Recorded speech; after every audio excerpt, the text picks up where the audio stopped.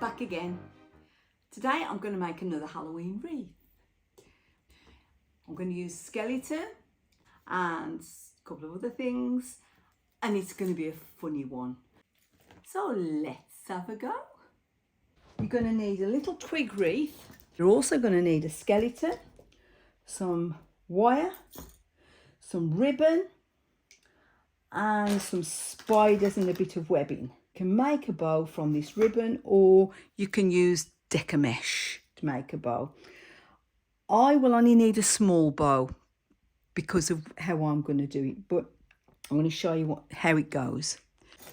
Now my skeleton, I happened to sit him on here and he posed in such a way that was quite funny, and I've decided to go with that. What I'm going to have is spiders and webbing here, and a spider hanging down, and a horrified skeleton trying to escape from the wreath.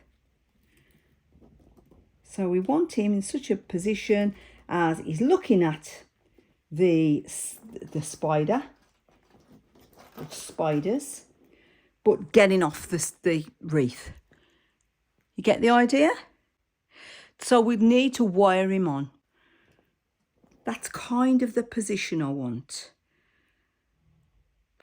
I want him kind of hanging on, looking at the spider, and I want his hand kind of up here and his body twisted, or his upper torso twisted. I don't want him escaping. Yes. Decide which is the top of your wreath. Now I want it so that he can dig his legs, his feet into here to escape. His 1 foot like that to escape. Hand up in horror. And I want his pelvis twisted that way. So I'm going to secure his head first.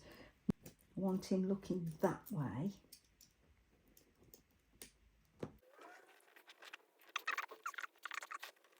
So I'm going to have to tie his rib cage in on that one side as well.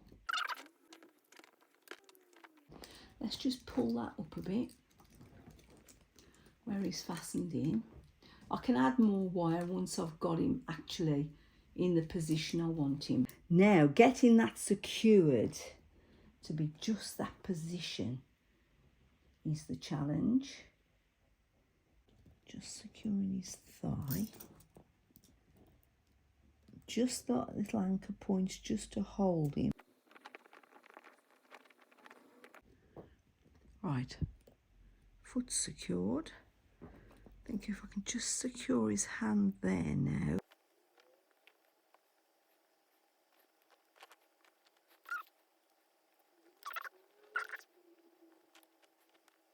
Yeah, that's good. That's the skeleton fix. What I need to do now is suspend the spider. I'll look at the best place to suspend the spider on a clear, invisible thread, and then put the webbing around. Tie the thread onto the spider. Around the body's going to be the best, I think. A dab of glue to the leg then to secure the thread to the leg. Now they usually would lower themselves down, wouldn't they? So we need it kind of around the back leg, I think.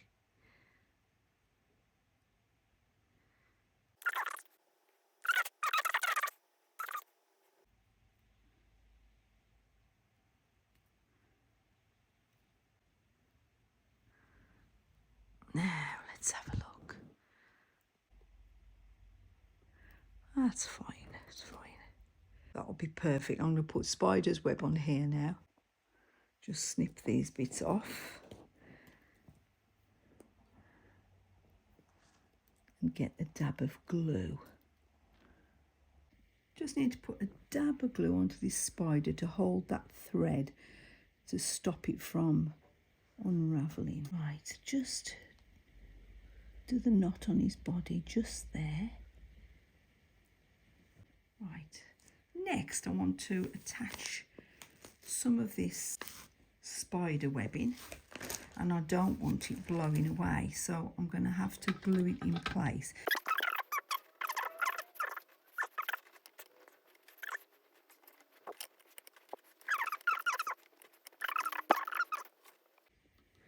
Right, I'm just going to dab some glue here and there just to stop it moving too much.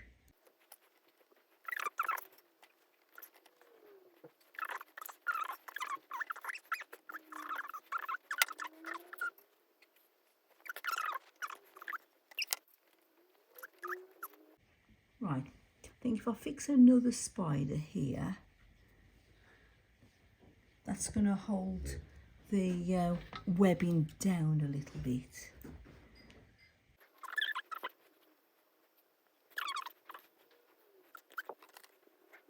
I just want him to stick onto that branch because that's going to hold some of the webbing in place.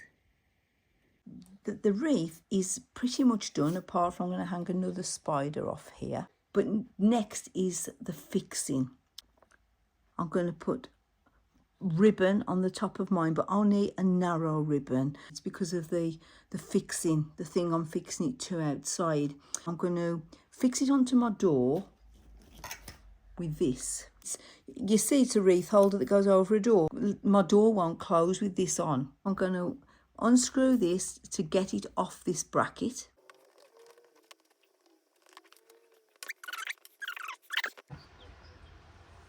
I need this hanging at about this level to support the wreath, because I want the wreath in this circle if I possibly can. But you'll see it is very long, so I'm going to have to secure it here onto the door knocker. Right now I'm working on the idea of changing that wire for gold ribbon. It's quite wide, this one, but I'm just going to see whether it works. Get this into here. Just tried it on the door and that seems to work better.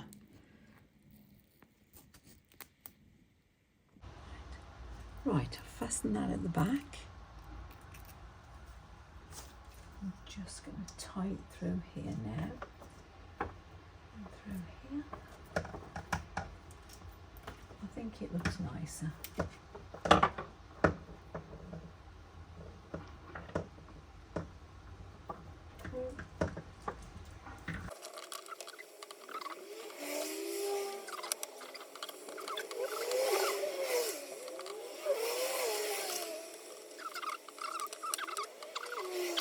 That's much nicer.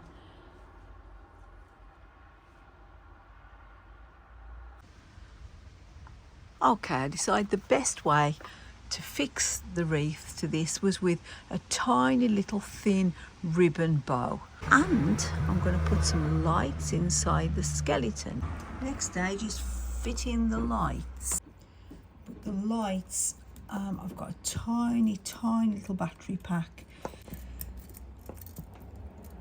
Now I want lights up here that shines out of his mouth. Like that. Then his rib cage. So you just bend these up into the rib cage. There is a lot of lights here, so I'm not really sure whether I could just light. I kind of just want to light him up. But there's enough for the whole wreath probably. Right, just tuck the lights up into the rib cage.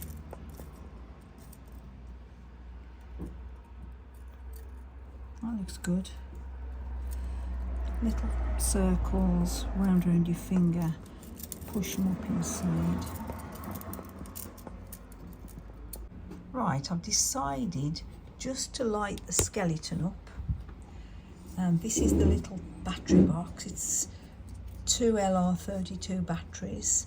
It's not on a timer or anything, you just turn it on and off. They're not great for the environment because they're not rechargeable like a lot of the other ones I use. But the battery box is small and there's no way I could hide the battery box on this one other than doing it this way.